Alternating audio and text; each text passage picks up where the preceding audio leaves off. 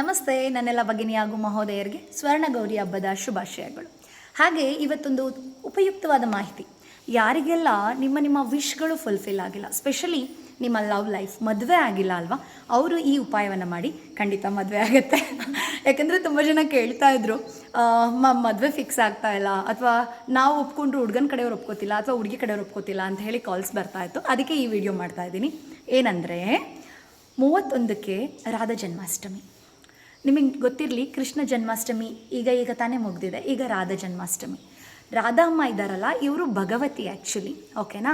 So ಹಾಗಾಗಿ 31ನೇ ತಾರೀಕು ಒಳಗಡೆ ನಿಮಗೆ ಈ ವಿಡಿಯೋ ಸಿಕ್ಕಿದೆ ಅಂತ ಅಂದರೆ, so you just do it. Yellow colour paper ತೊಗೊಳ್ಳಿ, ರಾಧೆ ರಾಧೆ ರಾಧೆ ರಾಧೆ ರಾಧೆ ರಾಧೆ ಅಂತ ಹೇಳಿಬಿಟ್ಟು 108 ಟೈಮ್ಸ್ ಬರೀರಿ, ಓಕೆನಾ.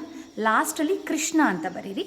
ಒಂದು ರಾಧೆ ರಾಧೆ ರಾಧೆ ರಾಧೆ ಅಂತ ಬರೆದು 108 ಟೈಮ್ಸ್ ಬರೆದು 8 ಟೈಮ್ ಇದೆಯಲ್ಲ, 108th ಟೈಮ್ ರಾಧಾಕೃಷ್ಣ ಅಂತ ಬರೀರಿ, ಓಕೆನಾ. ಸೊ ಇದನ್ನು ಯೆಲ್ಲೋ ಕಲರ್ ಪೇಪರಲ್ಲಿ ಬರೀರಿ, ರೆಡ್ ಕಲರ್ ಪೆನ್ನಲ್ಲಿ ಬರೀರಿ, ಫೋಲ್ಡ್ ಮಾಡಿ ನಿಮ್ಮ ಕೈಯಲ್ಲಿ ಇಟ್ಕೊಂಡು ಎನರ್ಜೈಸ್ ಮಾಡಿ ನಿಮ್ಮ ಮನೆ ದೇವ್ರ ಮನೆಯಲ್ಲಿ ಇಡಿ, ಓಕೆನಾ.